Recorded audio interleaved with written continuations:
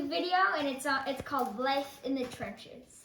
So we basically we were learning about World War I in our history. So we decided to build a trench, what the trenches were like, out of Legos. And so we're gonna have also a later video called Trench Warfare, but this is just life in the trenches. So we made a model, and in this setup, we have all the different characters doing what they would do whenever there's not any conflict happening at the time being. And so later we can show what's happening when they're fighting. Actually, the majority of the time they were just waiting in between and just scared that battle was gonna start. So they wouldn't be sleeping all day. They would be up and moving and doing various things. But it was very boring times in the trenches because basically both sides dug in and then stayed there for a while. So if you come closer, you can see that we have, this is the no man's land, and then we have the two different sides. So the no man's land, there are skeletons and bones everywhere because when someone died in there, when you tried to attack, it was too risky for a person to go out and retrieve their bodies because they would be open to enemy fire. So there were just bodies laying in the middle. It was pretty sad.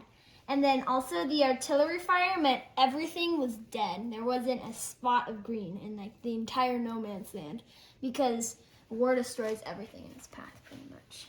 So we have two different sides of the trenches. There's the German trenches and there's the British and French trenches. So the two trenches were very different. The Germans were prepared to be fighting for a while, and so they had running water and stoves, and they were a lot more prepared. Their trenches were very spacious and clean on the ground, so that there was a lot of space for everyone to do what they wanted. So yeah, we have people unpacking, we have a nurse caring for a wounded person here, we have the intelligence side, and so yeah, that's what the German trenches were like, very clean and well worked. And then protecting this trench is, we only had one piece of this, so this was the barbed wire. So there was always be barbed wire in front of the trenches or some form of fencing to protect against enemy. When they would attack, they would have to stop just for maybe a couple seconds to snap the fence or snap the barbed wire off. But in those couple of seconds, it was really easy. They were just targets to get shot by the people in the trenches. And then we have this other side, which is the French and British. The French and British, they were not prepared to be there for a while. They expected it to be just temporary. So their trenches were muddy.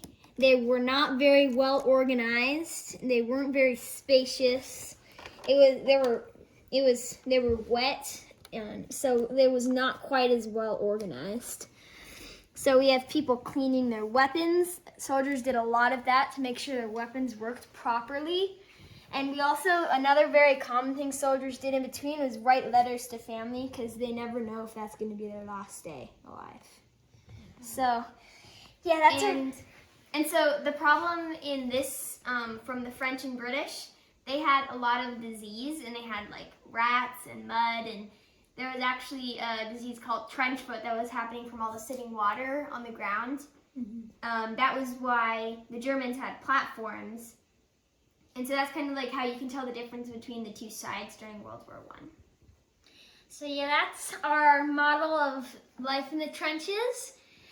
Make sure to check out our next video, which is Trench Warfare, where we reset up this model so that they're in actual warfare. And if you enjoyed this video, make sure to like and subscribe. See you next video.